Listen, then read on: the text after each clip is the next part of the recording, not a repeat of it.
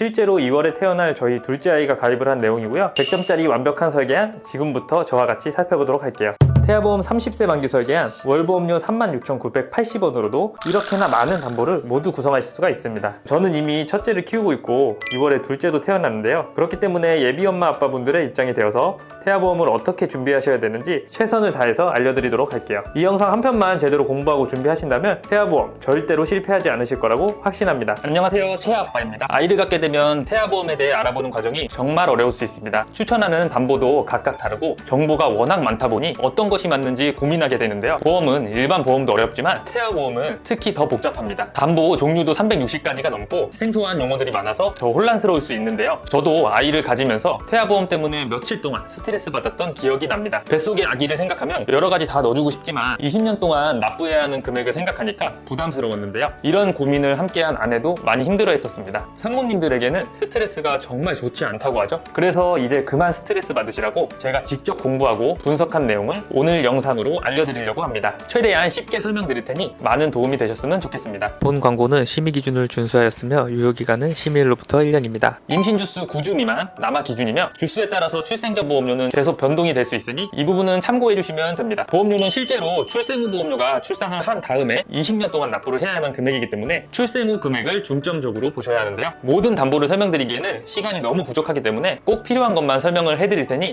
오늘 말씀드리는 보장들은 필수로 꼭 구성을 해주시는 게 좋습니다. 첫 번째는 기본 계약인 상해 후유장애 담보입니다. 상해로 다치게 돼서 충분한 치료를 받았음에도 영구적으로 남아있는 정신 또는 육체의 훼손 상태를 보험회사에서는 상해 후유장애라고 말하는데요. 예를 들어 드리면 교통사고로 인해서 척추 압박 골절로 후유장애 15%가 남았다면 1억 원의 15%인 1,500만 원이 지급되는 구조입니다. 이처럼 모든 상해 사고로 인한 후유장애가 생기게 되면 지급이 되는데요. 우리 신체 대부분이 해당되기 때문에 보장하는 범위도 넓고 부위별로 각각 보장되고 반복 지급이 가능합니다. 이렇게 1억 원만 구성을 하셔도 충분하고 말 그대로 기본 계약이기 때문에 반드시 구성을 하셔야 하는 담보 중 하나입니다. 다음은 골절 진단비와 골절 진단비, 치아 파절 제외 담보입니다. 팔, 다리, 손가락, 발가락은 물론 넘어져서 골절이 되거나 아이가 놀이터에서 놀다가 다쳐서 팔에 실금이 간 경우, 또 사탕을 먹다가 이가 부러지는 경우에도 보장을 해주고 출생 과정에서 발생할 수 있는 쇄골 골절이 되는 경우 등등 그 밖에 많은 상황에서 골절 진단비는 생각보다 다방면에서 청구가 이루어질 수 있어서 50만 원 최대로 구성을 해줬습니다. 다음은 상해 입원 일당 담보입니다. 상해로 다쳐서 입원하는 경우 하루에 5만 원씩을 지급해주는 담보인데요. 어린이 상해 사고 관련해서는 뉴스에서나 미디어에서나 자주 접할 수 있는데 대표적으로 교통사고도 그렇지만 높은 곳에서 떨어져서 골절이 되거나 화상사고로 입원하는 경우에도 전부 보장하고 있기 때문에 5만 원으로 구성을 했습니다. 다음은 상해 1호종 수술비 담보입니다. 작은 수술부터 큰 수술까지 차등 지급해주는 수술비입니다. 교통사고 등으로 크게 다쳐서 머리나 가슴, 배 등을 개복해야 하는 큰 수술을 할 때에는 비용이 상대적으로 많이 나올 수 있어서 상해 1호종 수술비를 구성을 해서 큰 수술을 했을 때는 1,000만 원이 보장될 수 있게끔 구성을 했습니다. 이 담보만 있으면 골절 수술비나 화상 수술비 같은 담보들은 중복되기 때문에 굳이 따로 구성을 안 하셔도 괜찮습니다. 다음은 질병 후유장애 담보입니다.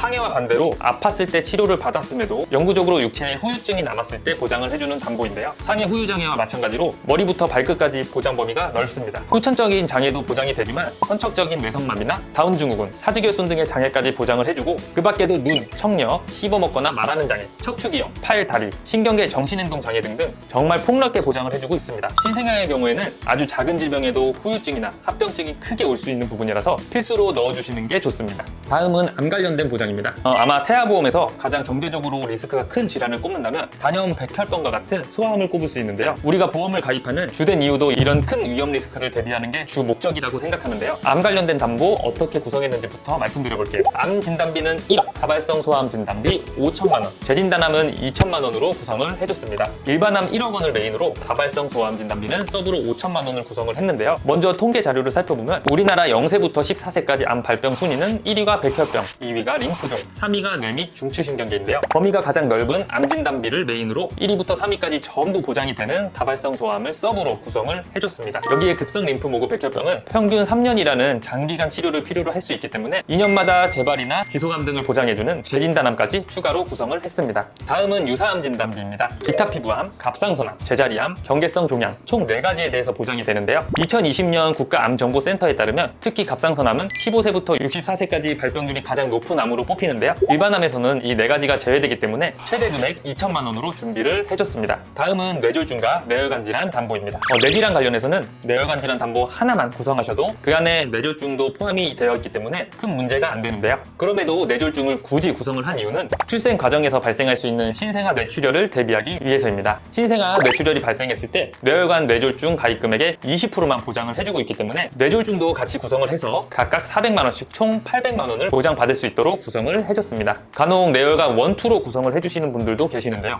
뇌혈관 1, 2로 구성을 하시게 되면 신생아 뇌출혈에 대해서는 400만 원까지밖에 보장되지 않습니다. 게다가 명칭은 뇌혈관 질환 1, 2지만 뇌혈관 질환에 해당하는 질병을 2번 보장을 해주는 게 아니라 뇌혈관 질환이 보장하는 범위를 반반 나눠놓은 구조라고 보시면 됩니다. 쉽게 말해서 뇌혈관 뇌졸중 보장 범위와 뇌혈관 1, 2 보장 범위는 동일하다고 생각해 주시면 될 것 같습니다. 다음은 허혈심장 질환 진단 담보입니다. 태아보험에서 심장혈관 진단비는 대표적으로 협심증과 급성심근경색을 보장해주는 허혈심장 질환과 여기에 부정맥과 심부정 등도 보장을 해주는 심혈관 질환이 있는데요. 각자 보장하는 내용을 자세히 살펴보면 허혈심장 질환은 I20부터 I25까지 포함하고 있고 심혈관 질환은 I20부터 I25, 허혈성을 포함해서 I47, 48, 49, 50을 추가로 더 보장을 해주는 담보입니다. 쉽게 말해서 심혈관이 허혈성보다 보장 범위가 더 넓다는 뜻인데요. 범위가 넓으니까 꼭 심혈관으로 넣어야 하는 건지 통계를 한번 보면서 설명드려 볼게요. 2023년도 통계 자료를 보면 I47부터 I50까지의 0세부터 29세까지 환자 수를 모두 더하면 27,875명이거든요. 그리고 2023년 0세부터 29세까지의 총 인구수는 1,441만 명입니다. 이거를 퍼센티지로 계산하면 약 0.2% 정도밖에 안 되기 때문에 30세 만기로 대비하기엔 발병률이 굉장히 낮다고 볼 수 있는데요.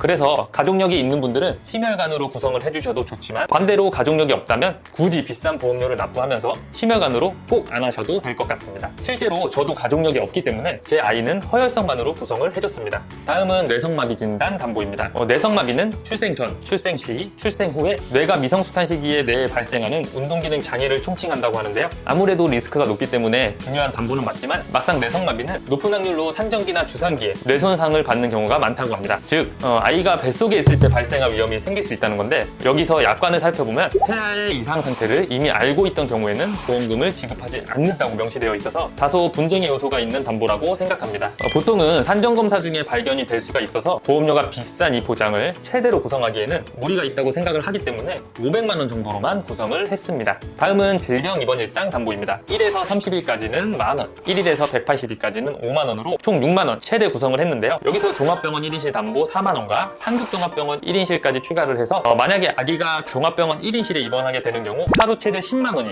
상급 종합병원 1인실에 입원했을 때는 하루 최대 30만 원씩 나오도록 구성을 했습니다. 신생아들은 고열이나 장염, 구토 등과 같은 작은 질병에도 입원을 하는 경우가 빈번하게 발생할 수 있어서 입원 일당은 이처럼 탄탄하게 구성을 해주셔야 하는데요. 일반 병실은 실비에서도 보장을 하고 있지만 상급 병실 같은 경우에는 일반 병실과의 차액의 50%만 보장이 되고 하루 최대 한도가 10만 원밖에 되지 않기 때문에 서울에 있는 큰 병원은 상급 병실 비용료가 실비 최대 한도 10만 원을 보장을 받더라도 자기 부담금을 하루당 30만 원 정도 부담을 해야 하는데요. 만약 일주일을 입원한다면 자기 부담금만 210만 원 가까이 내야 하는 상황이 올 수도 있는 건데요. 이 자기 부담금에 대해서 입원 일당으로 어느 정도 보완을 해준다고 생각을 해주시면 될 것 같아요. 또 하나 많이 질문을 해주시는 것 중에 간혹 질병 중환자실 입원 일당 담보가 없으면 저체중아 입원 일당이 보장이 안 되는 것으로 생각하시는 분들이 계시는데요. 저체중아나 조산으로 인해서 인큐베이터로 입원을 하게 되면 질병 입원 일당 담보에서 하루에 6만 원씩, 저체중아 입원 일당 담보에서 3일 이상부터 추가적으로 5만 원씩 보장이 됩니다. 여기에다가 중환자실 입원 일당을 더 추가해주는 개념이에요. 또한 우리나라 본인 부담률 경감 제도로 인해서 저체중아로 입원 시에는 본인 부담률 5%만 부담하면 되고 이마저도 실비에서 보장을 하고 있기 때문에 병원 비용이 생각하시는 것보다 안 나을 수 있습니다. 이 부분을 참고를 해서 중환자실 입원 일당 구성 유무를 판단해 보시면 좋을 것 같아요. 개인적으로는 중환자실 담보는 추천하지 않습니다. 다음은 질병수술 선천 포함 혈유착증 제외 40만 원, 질병수술비 선천 포함 혈유착증 경증 제외 담보 10만 원을 구성을 했습니다. 태아보험에서는 아이가 뱃속에서부터 가지고 태어난 선천적인 질병이 중요하다고 말씀을 드리는데요. 이런 선천적인 질병으로 수술을 했을 때 최대로 보장받을 수 있도록 구성을 해드렸고 다발성 수술들도 보장을 받을 수 있도록 구성을 해드렸는데요. 선천 이상 수술 관련해서는 예를 들어 심실 심박 중격 결손이나 다지증, 구순열, 구개열 수술과 같은 이런 선천 이상 수술 부분들은 50만 원 그대로 보장받을 수 있도록 설계를 했습니다. 미용 목적이나 성형 수술 같은 몇 가지 안 되는 내용들이 약관에 기재되어 있고 이러한 면책사항 몇 가지를 제외하고는 선천 이상을 포함하는 수술들을 최대한으로 보장받을 수 있게 설정을 해드렸다고 생각해 주시면 될 것 같고요. 참고로 개인적으로는 입원 일당 다음으로 이 수술비 담보 청구율이 가장 높은 것 같습니다. 다음은 질병 1, 6종 수술비 담보인데요. 상해 1호종 수술비와 마찬가지로 가입 금액이 높아질수록 복잡하고 중대한 수술이라고 보시면 되는데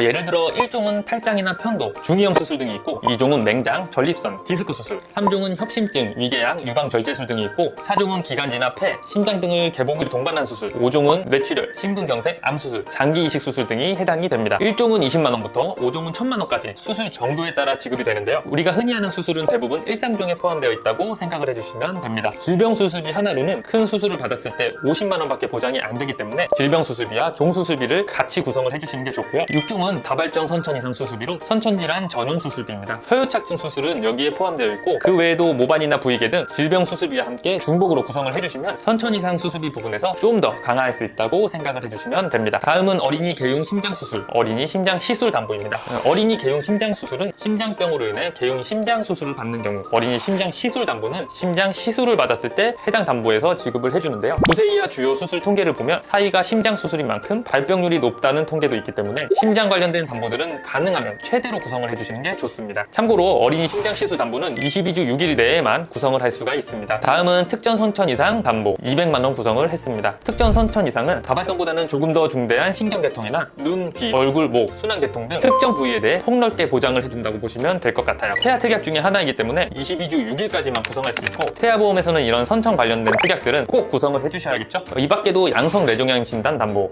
심장 관련 소아 특정 질병 진단 담보, 중대한 재생불량성 빈혈 진단 담보, 중증 세균 성수막염 진단 담보 등등 청구율이 높지는 않지만 막상 발생했을 때 병원비가 많이 발생할 수 있고 보장 금액이 큰 가성비 담보들이라서 구성을 해줬고 자녀 10대 질병 수술비나 소아 탈장 수술 담보, 충수염 수술 담보 등은 발생했을 때 여러 곳에서 중복 보장되게끔 설계를 했습니다. 다음은 가족 일상 생활 중 배상 책임 담보입니다. 만약 예비 부모님 중에 이 특약을 한 분도 안 가지고 있다면 꼭 구성하는 걸 추천드리고요. 본인을 포함해서 등본상에 포함된 다른 가족이 남의 신체나 물건에 피해를 입혔을 때 피해 금액을 대인 대물사고 시에 일정 금액을 공제를 하고 보상을 해줍니다. 실제로 제 고객님 한 분 중에 아이가 다른 아이를 크게 다치게 한 적이 있는데요. 해당 치료 비용이 많이 나왔을 때도 보상받았던 사례가 있었습니다. 여기에 누수 관련된 보장도 추가할 수 있기 때문에 비용적으로 여유가 되신다면 누수 부분까지도 같이 구성해 주시면 되겠습니다. 이제 태아 특약 4가지 남았는데요. 지금 보시는 태아 특약은 태아납 1년 만기입니다. 말 그대로 보험료를 태아 기간 동안에만 납입을 하면 되기 때문에 필수로 구성을 해주시는 게 좋습니다. 태아 담보 첫 번째는 선천장애 출생 담보입니다. 심방, 심실중격 결손인 Q21 코드뿐만 아니라 다지증, 구개열, 구순혈, 다운 증후군 등 아이가 태어날 때 발생할 수 있는 수많은 선천 질환에 대해서 보장을 해주고 있고 위표를 보시면 1종이 가장 경미하기 때문에 1종은 30만원, 2종은 100만원, 3종은 1000만원으로 구성을 했습니다. 참고로 2종은 200만원, 3종은 2000만원까지 가입 금액을 높일 수 있습니다. 수술이나 다른 치료가 없어도 진단 하나만으로도 보장이 가능하기 때문에 정말 중요한 특약이라고 보시면 될 것 같아요. 개인적으로는 보험금 청구가 다수 있었던 보험이기도 합니다. 두 번째는 저체중아 입원 일당 담보입니다. 아이가 2.5kg 이하 미숙아로 태어나서 3일 이상 인큐베이터를 이용하는 경우 3일에서 60일 한도로 하루당 5만원씩 지급을 해줍니다. 세 번째는 선천 변형 두상 진단 담보입니다. 선천 변형 두상 진단 담보에서 포함하는 Q67.2, Q67.3, Q75 질병 코드는 선천 이상 수술에서 수술을 받았을 때는 포함이 되지만 선천 장애 출생 담보에서는 따로 포함하고 있지 않습니다. 그래서 해당 질병으로 수술을 했을 때 특정 선천 이상 수술 담보에서 200만원을 보장을 하지만 수술을 안 했을 때는 보장이 안 되기 때문에 여기에 선천 변형 두상 진단 50만원을 추가해 장두증, 쏠림머리증, 두개골 유압 진단 시 추가적으로 보장받을 수 있게끔 설계했습니다. 마지막으로 신생아 질병 입원 일당 담보인데요. 임신 28주부터 출생 후 1주 사이에 질병으로 입원을 하게 되면 하루에 만원씩을 지급해줍니다. 이 태아 특약들은 태아납 1년 만기이기 때문에 보험료를 태아 기간 동안에만 납부를 하고 출생 후에 1년 동안 보장이 가능한데요. 납입 기간도 짧은 편이라서 꼭 구성을 해주시는 게 좋을 것 같습니다. 이처럼